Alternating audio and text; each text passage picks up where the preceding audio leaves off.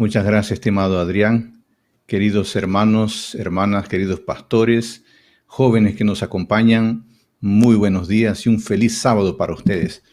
Es una alegría poder empezar y participar directamente en este evento tan importante para la iglesia.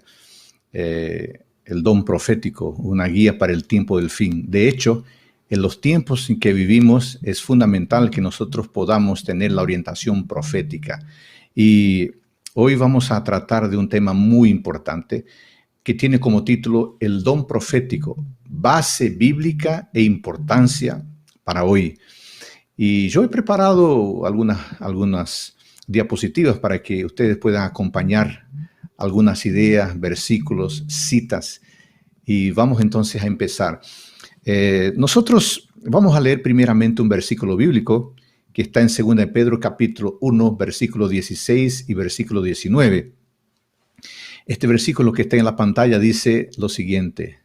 El apóstol Pedro, inspirado, escribe lo siguiente: porque os hemos dado a conocer el poder y la venida de nuestro Señor Jesucristo, no siguiendo fábulas artificiosas, sino porque fuimos testigos oculares de su majestad.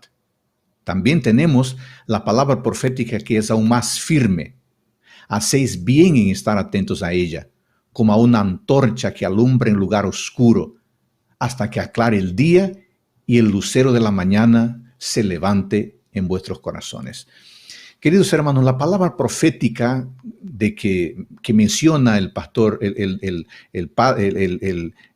apóstol Pedro, el discípulo Pedro, esta palabra profética o digamos el don profético del cual Pedro habla, es esencial para la iglesia adventista del séptimo día.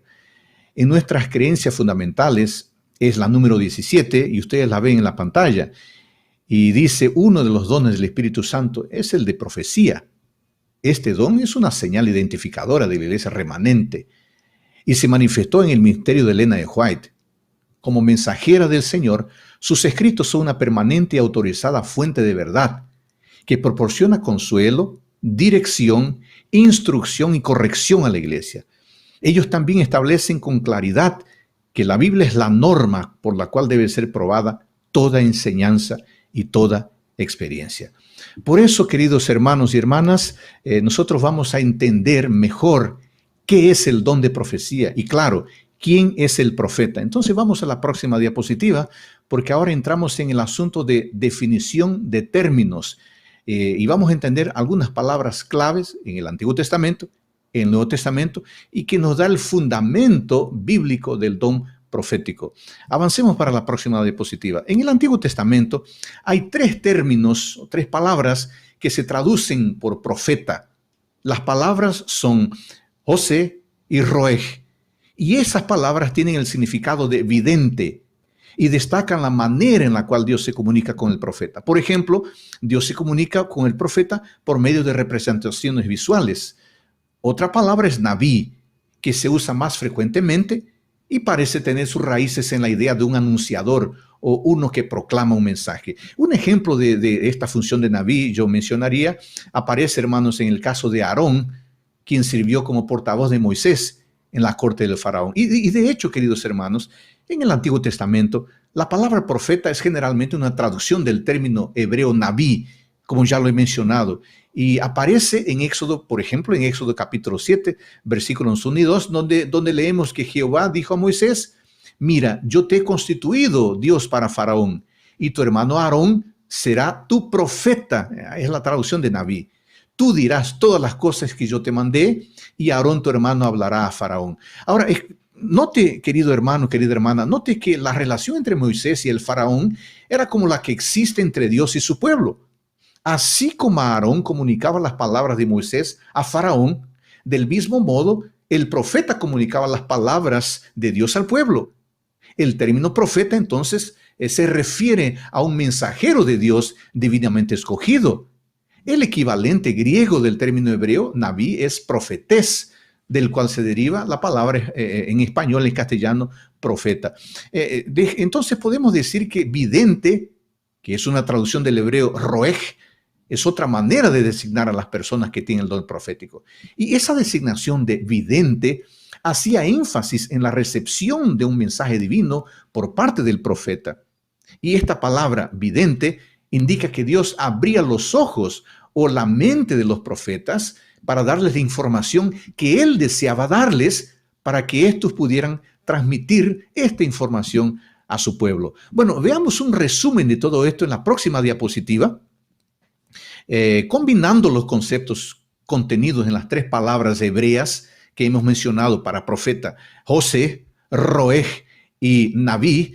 Podemos decir que la profecía en el Antiguo Testamento es, en primer lugar, una comunicación de Dios que puede ser predictiva o no. En segundo lugar, es algo recibido por uno a quien se le dio el don profético. Y en tercer lugar, profecía es lo que debe ser proclamado a una audiencia específica. Bueno, eso relacionado al Antiguo Testamento. Pero, ¿qué decir del Nuevo Testamento? Veamos la próxima diapositiva. Dentro del mundo del Nuevo Testamento, la palabra griega profetés, profeta, no solo llevaba la connotación de uno que hablaba en un lugar de Dios, sino que también podría referirse a un filósofo, a un maestro, a un historiador o a un especialista en ciencia. Y dentro de la comunidad cristiana, hermanos, también había profetas, profetés, que eran hombres y mujeres que hablaban en lugar de Dios. Bueno, vayamos a la próxima diapositiva. Hasta aquí, hermanos queridos, hasta aquí hemos notado la importancia del profeta y de la voz profética a partir del análisis rápido de los términos hebreo y griego para profeta. Ahora surge una pregunta importante. ¿Desde cuándo hay voz profética? Hermanos, el fenómeno de la profecía en el Antiguo Testamento aparece inmediatamente después de la caída. Eso está registrado en Génesis capítulo 3, versículos 1 a 6, cuando Adán y Eva perdieron la relación con Dios cara a cara, y entonces comenzó el pronunciamiento divino del protoevangelio o el primer evangelio, conforme leemos en Génesis capítulo 3, versículo 15. Hermanos, esta pasmosa e impresionante proclamación de la decisión divina de enviar a la simiente, el Mesías, para derrotar a la serpiente, Satanás, a fin de garantizar la redención de la humanidad, es la base y la clave para el reconocimiento de la voz profética en el Antiguo Testamento. Esta afirmación de Génesis 3.15, hermanos queridos, es un marco. Esta declaración divina de Génesis 3.15 cambia las cosas para toda la historia de la humanidad. Ahora vamos al próximo slide, a la próxima diapositiva. Decimos que con la entrada del pecado en el mundo hubo cambios. ¿Qué cambios hubo? ¿Qué ocurrió con la mente del ser humano como resultado del pecado? Bueno, ocurrieron varias cosas. Ahí están, en un resumen de lo que ocurrió. En primer lugar, el ser humano no podía más ver a Dios cara a cara. En segundo lugar, el ser humano ahora conocía tanto el bien como el mal, porque él era libre y él decidió infelizmente ir por el mal camino. En tercer lugar, el ser humano ahora tenía miedo. Miedo de Dios, miedo de la naturaleza y miedo uno del otro. En cuarto lugar, el ser humano ahora podría morir y de hecho después el ser humano empieza a morir. En quinto lugar, el ser humano ahora se defendía de las preguntas de Dios. No tenía una respuesta pacífica, tranquila, porque él ahora se asustaba, tenía temor de la presencia de Dios por su pecado. En sexto lugar, el ser humano ahora estaba ciego, ignorante, enajenado, separado de Dios. Y finalmente el ser humano ahora era esclavo de la carne, esclavo del mal. Observe esos problemas, esas barreras que se levantaron por el pecado. Y por todo eso, Dios no podía más hablar cara a cara con el ser humano y por eso era necesario establecer otros medios de comunicación. Y de hecho, Dios empezó a usar otros medios como ángeles, como obras criadas, Urim y Tumim, sueños, voz del cielo, Espíritu Santo y finalmente la más perfecta de las revelaciones o de las maneras de Dios comunicarse al ser humano, que fue Cristo. Bueno, hasta aquí está claro el momento y las razones por qué surge la voz profética en la Biblia. Ahora, otra pregunta fundamental para entender la base bíblica del don profético y de los profetas es la que está en la próxima diapositiva. Y la pregunta es, ¿quién es un profeta en el Antiguo Testamento? O sea, ¿cuál es el papel del profeta y la naturaleza del fenómeno profético? Bueno, hermanos queridos, la Biblia es muy clara sobre eso. Veamos algunos aspectos esenciales. En primer lugar, leamos Éxodo capítulo 3, versículo 4. Éxodo capítulo 3, versículo 4. ¿Qué dice?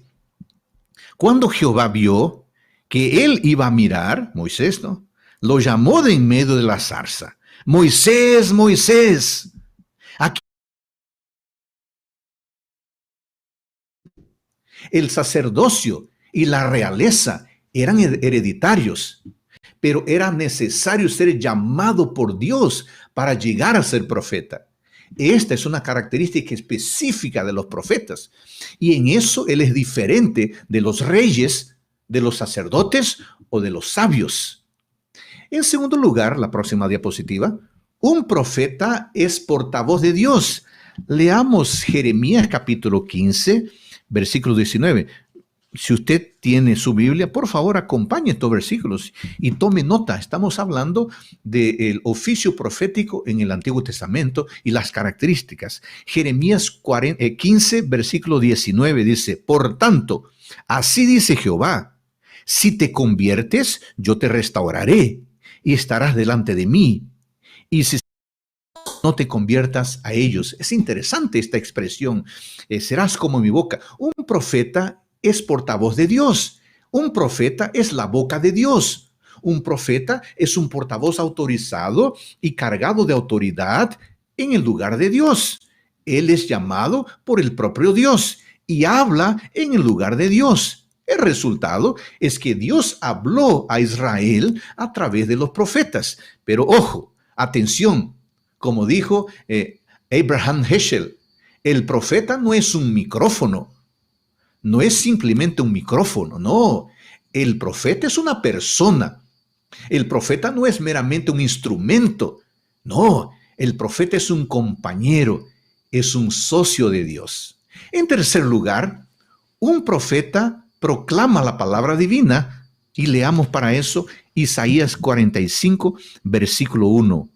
Isaías 45, versículo 1 dice lo siguiente: así dice Jehová a su ungido, a Ciro, al cual tomé yo por su mano derecha para sujetar naciones delante de él y desatar lomos de reyes. Note el inicio de este versículo. Así dice Jehová. Un profeta proclama la palabra divina. Los profetas, en verdad, usaban muy a menudo fórmulas determinadas.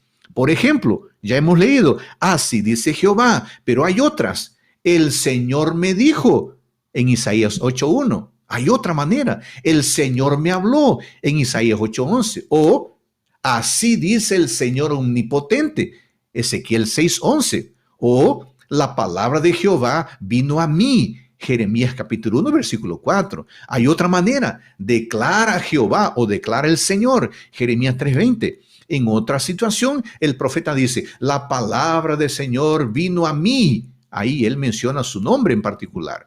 Tenemos eso en Oseas capítulo 1, versículo 1, Joel capítulo 1, versículo 1. Hay otra manera que el profeta se presenta.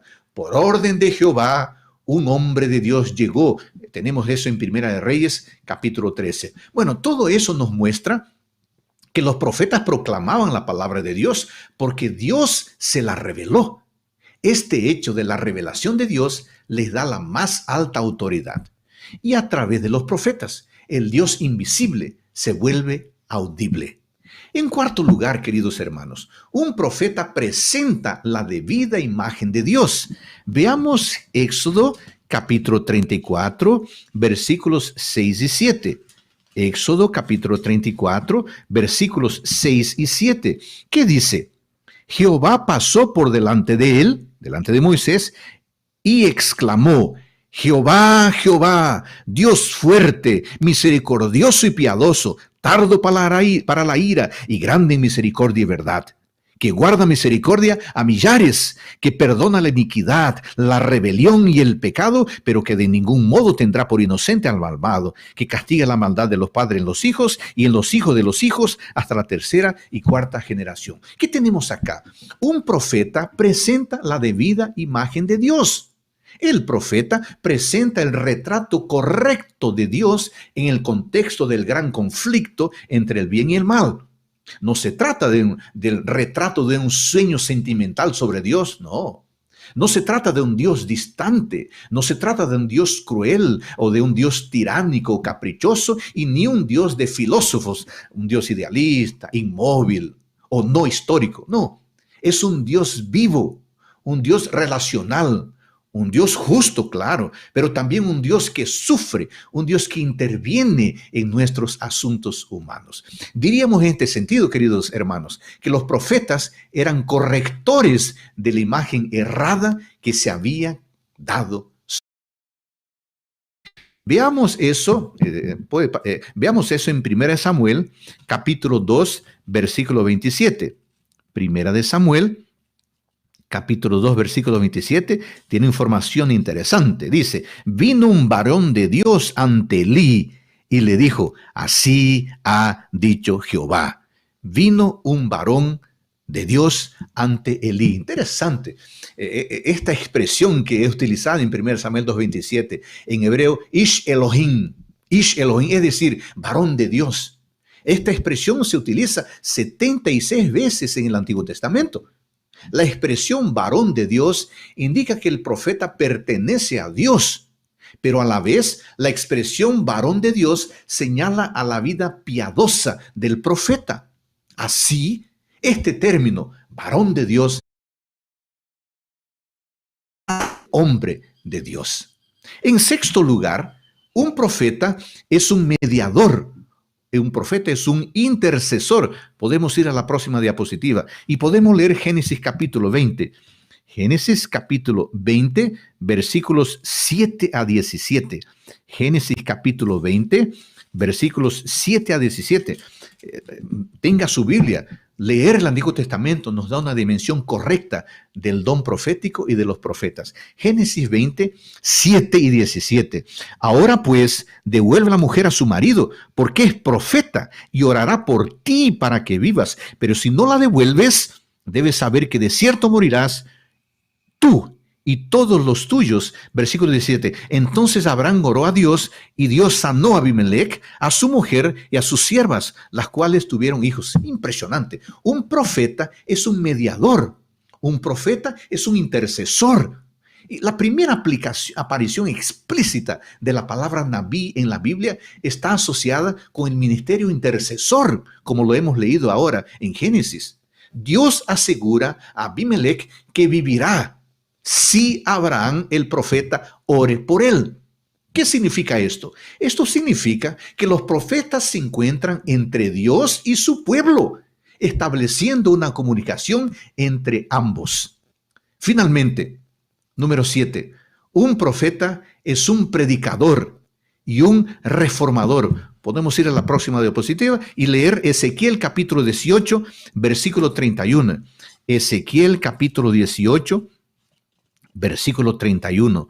Observemos esta característica fundamental del profeta. Ezequiel 18, 31, que dice, echad de vosotros vuestras transgresiones con que habéis pecado, y haceos un corazón nuevo y un espíritu nuevo. ¿Por qué moriréis, casa de Israel?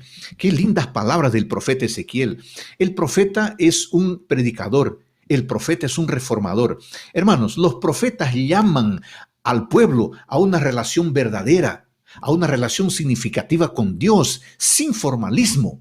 Los profetas llaman al arrepentimiento. Ellos denuncian todo tipo de pecados, por ejemplo, idolatría, orgullo, egoísmo, infidelidad, homicidio, explotación, maltrato, injusticia, infidelidad. Estos pecados son denunciados por el profeta. ¿Por qué? Porque el profeta es un predicador. Y el profeta es un reformador. Los profetas exigen del pueblo, de la gente, una relación con Dios basada en la justicia, el amor y la gratitud. Estos papeles de los profetas, estos 7 papeles que hemos demostrado, nos explican la importancia del don profético y la importancia del profeta, y dejan totalmente en claro la veracidad del famoso, del lindo texto de 2 Crónicas 20:20. ¿Se acuerdan? Oídme, Judá y habitante de Jerusalén. Creed en Jehová vuestro Dios y estaréis seguros. Creed a sus profetas y seréis prosperados. Bueno, podemos ir a la próxima diapositiva. Hermanos queridos, hemos hablado hasta aquí del don profético y del profeta en el Antiguo Testamento. Pero ahora necesitamos ver algo en el Nuevo Testamento. Entonces veamos ahora las funciones del don profético en el Nuevo Testamento, algunas de ellas. El Nuevo Testamento sugiere que los profetas cumplían las siguientes funciones. Número 1, ellos ayudaban a fundar a la iglesia. La iglesia ha sido edificada sobre el fundamento de los apóstoles y de los profetas, siendo la principal piedra del ángulo Jesucristo mismo, dice Efesios 2:20 y 21. En segundo lugar, los profetas iniciaron el esfuerzo misionero de la iglesia. Exactamente, fue por medio de los profetas como el Espíritu Santo seleccionó a Pablo y a Bernabé para su primer viaje misionero y proveyó dirección en cuanto a dónde deberían trabajar esos misioneros. Encontramos ese relato en Hechos capítulo 16, versículos 6 a 10. En tercer lugar, los profetas edificaban a la iglesia.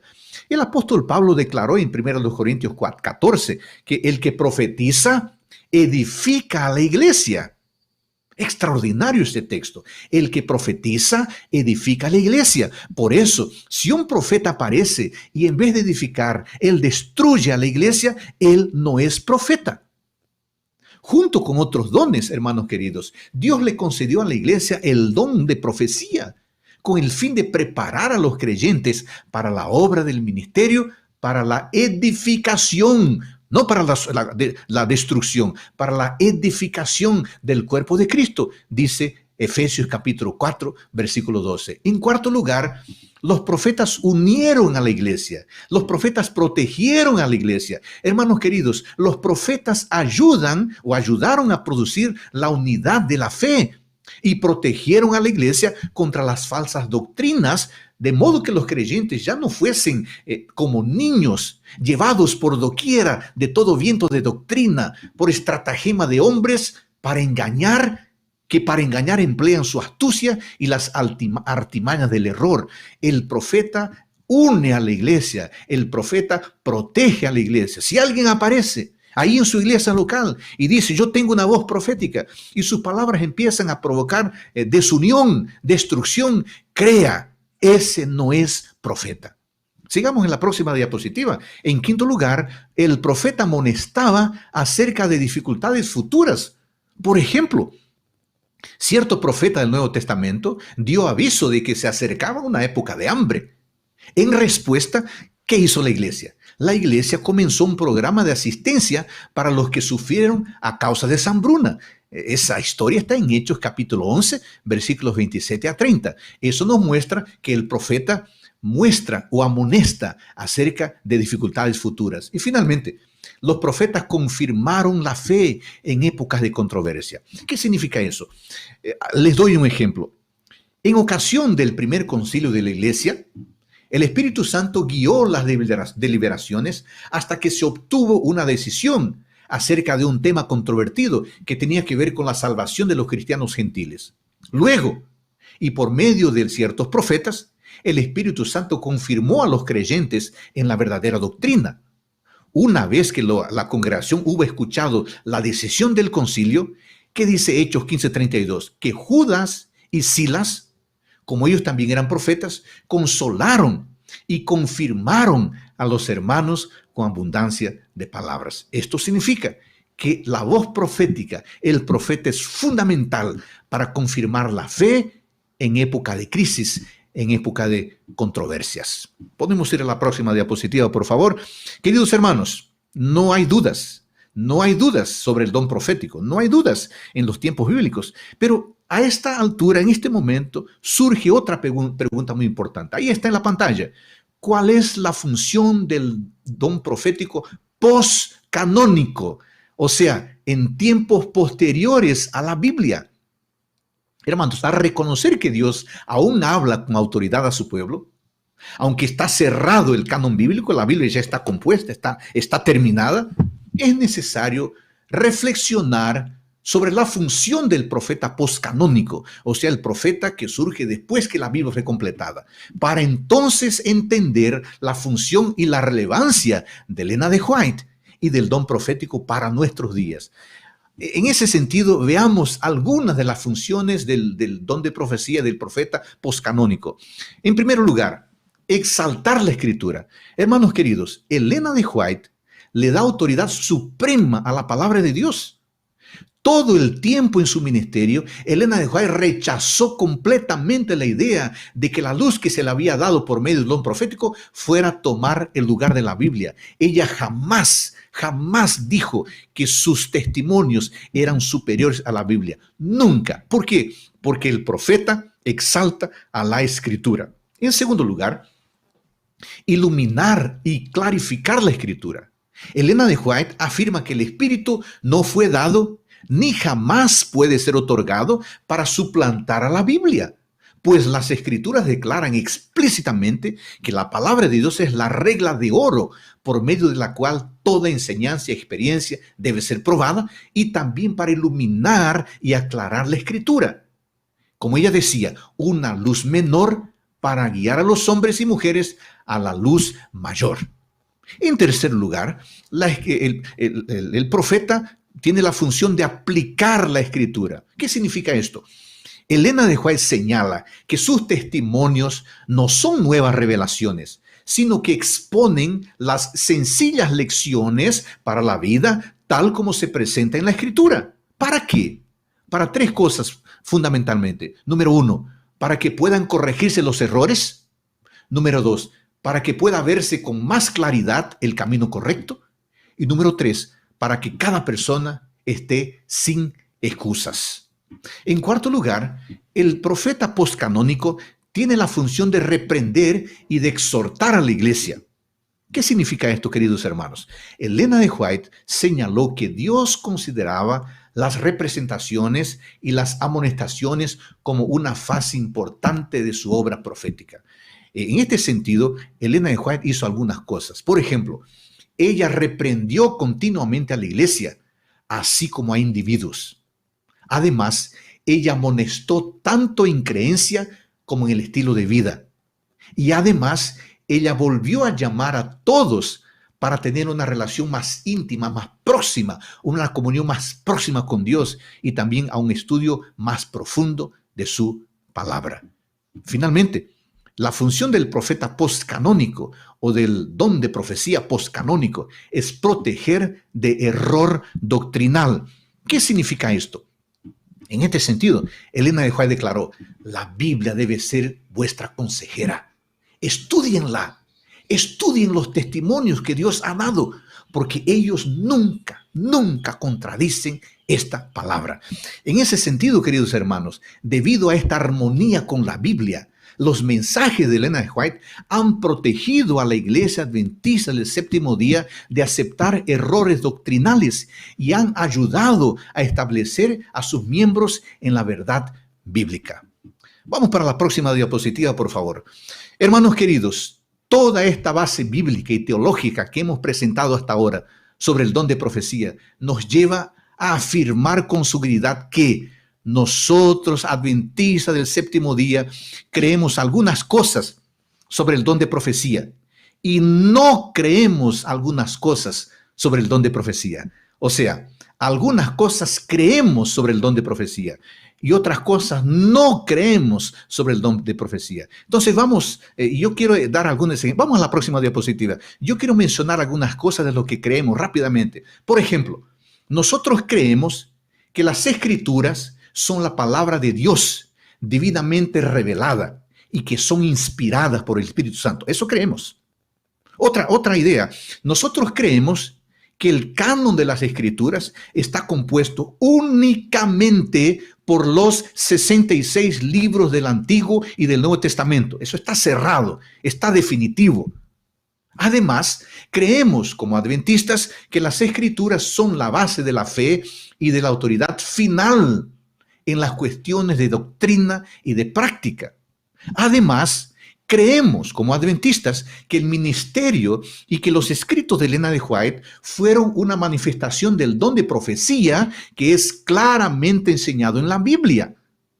Y además, creemos que Elena de White fue inspirada por el Espíritu Santo y que sus escritos, producto de esa inspiración, son aplicables y son normativos, especialmente para los adventistas del séptimo día. Eso es un resumen de lo que creemos en relación al don de profecía y a Elena de White.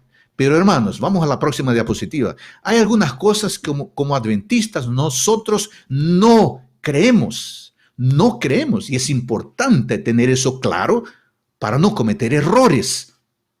Por ejemplo, nosotros como adventistas no creemos que la calidad o el grado de inspiración en los escritos de Elena de White sea diferente de las escrituras. No, no creemos. Además, nosotros no creemos que los escritos de Elena de White sean una adición al canon de las Sagradas Escrituras. No, por favor, nunca hemos creído de esa forma. Además, nosotros no creemos que los escritos de Elena de White actúen como base de doctrina y autoridad final de la fe cristiana, como actúan las escrituras. De manera ninguna. No, nosotros no creemos. La base doctrinaria de nosotros como cristianos, como adventistas, no son los testimonios de Elena de White. No, es únicamente la Biblia, la palabra de Dios.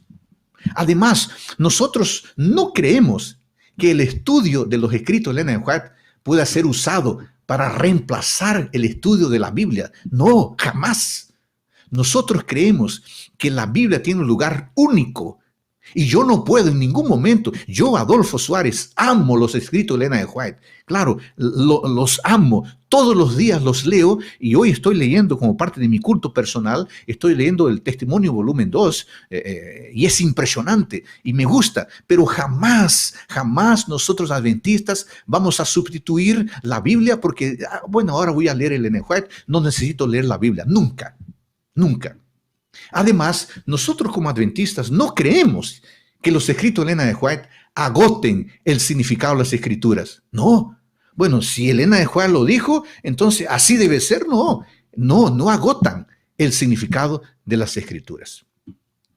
Vamos para la próxima diapositiva, por favor. Por lo tanto, nosotros podemos concluir que una correcta interpretación de la inspiración y la autoridad de los escritos de Elena de White evitará, hermanos queridos, dos extremos. ¿Qué extremos son esos? De un lado, considerar que estos escritos actúen a un nivel canónico, idéntico al de las escrituras. Ese es un extremo con el cual nosotros no estamos de acuerdo. Pero el otro extremo es considerar a la escritura, a los testimonios de Elena de White, como literatura cristiana ordinaria, como los otros. Ese extremo también nosotros no creemos. Por un lado, entonces, los escritos de Elena de White no están en el nivel canónico, idéntico a las escrituras. Pero por otro lado, los escritos de Elena de White no son igual a los escritos de algún teólogo de nuestra iglesia. Esos son extremos que nosotros debemos evitar y que quedan claros delante de todo de lo que yo he dicho hasta ahora. Vamos a la próxima diapositiva, por favor, y ya caminando para el fin. Para el fin, ¿qué podemos decir como conclusión, queridos hermanos y hermanas? Vamos a la próxima, por favor. La influencia que ejerció Elena de White y el papel que ella desempeñó en la iglesia se puede resumir en 8 aspectos fundamentales. Número 1, consultoría en el desarrollo doctrinal. Número 2, salvar a los miembros del fanatismo y de las falsas enseñanzas. Número 3, la relevancia de los escritos de Elena de White, del don profético hoy. Número 3, promover la organización de la iglesia. Número 4, orientar a la iglesia adventista el séptimo día delante de los problemas. Quinto punto de la relevancia de los escritos proféticos hoy, guiar los planes de la iglesia o los planes personales. Número 6, revelar eventos futuros. Número 7, animar y ayudar en el estudio de las escrituras.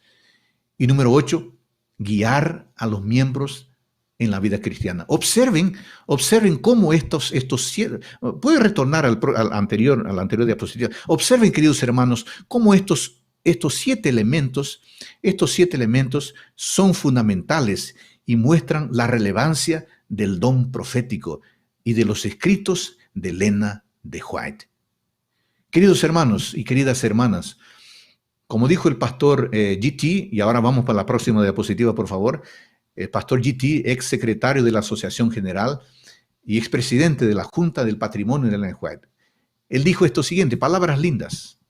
Los adventistas del séptimo día somos un pueblo profético que vive en un tiempo profético y proclama un mensaje profético a un mundo que carece de esperanza y de salvación. Para cumplir nuestro excepcional papel en tiempos difíciles, debemos depender de la dirección del Espíritu Santo como nunca antes. El don de profecía, uno de los muchos dones derramados sobre el pueblo de Dios por el Espíritu Santo, el don de profecía representa el esfuerzo de Dios por comunicarse con los seres humanos y a través de los mismos, de los seres humanos, preparar a un... Ahora, por favor, pueden encerrar la presentación. Y yo estoy terminando. En un minuto ya termino. Queridos hermanos y hermanas, ustedes, hermanos y hermanas, que leen con frecuencia los libros de Ellen White, ustedes que leen con frecuencia un u otro libro como su material de devoción personal, ustedes que por la mañana leen El Gran Conflicto, El Camino a Cristo, El Deseo a todas las gentes, Parábola de Jesucristo o otro material que les gusta, yo les hago un llamado, mantengan este buen hábito espiritual. Mantengan este buen hábito espiritual. Sigan leyendo y observando estas orientaciones preciosas, porque es la palabra de Dios mediante el don profético. Y quiero hacer un llamado a aquellos que no han leído, decirte a ti hermano o hermana que no estás leyendo, por favor, empieza ahora. Yo tengo aquí en mi oficina, estoy en mi oficina aquí en Brasilia, ahora, en este instante. Yo estoy leyendo nuevamente el libro El Gran Conflicto. Salió en portugués una edición especial. Como yo vivo en Brasil, leo el material en portugués. Una edición con una mejor traducción, cuidadosa y el lindo material. Y en español tenemos también lindos libros y una traducción muy linda. Usted que no lee, no está leyendo Ellen White, yo le hago un llamado especial. Escoja un libro, aquel que le agrade más, y si acepta mi sugerencia, comience con El Camino a Cristo, este libro extraordinario, que ya fue traducido en más de 150 idiomas, que es una orientación para cómo vivir el discipulado en conexión con Jesucristo. Y yo te aseguro, cuanto más leas los testimonios de Ellen White, más amarás la palabra de Dios. Así, si tú ya lees, sigue leyendo. Si tú no lees, aprovecha esta semana especial del don de profecía para acompañar por las noches durante la semana y el próximo sábado por la mañana. Aprovecha para acompañar las ponencias, los temas, y aprovecha para empezar una lectura de un libro de Ellen White. Seguramente tu fe se fortalecerá y seguramente tú irás con más fuerza y con más solidez a la Biblia, la palabra de Dios, porque esa es la intención del don profético, llevarnos cada vez más cerca a la fuente de la verdad. Que el Señor te bendiga. Un feliz restante de este lindo día de sábado. Amén.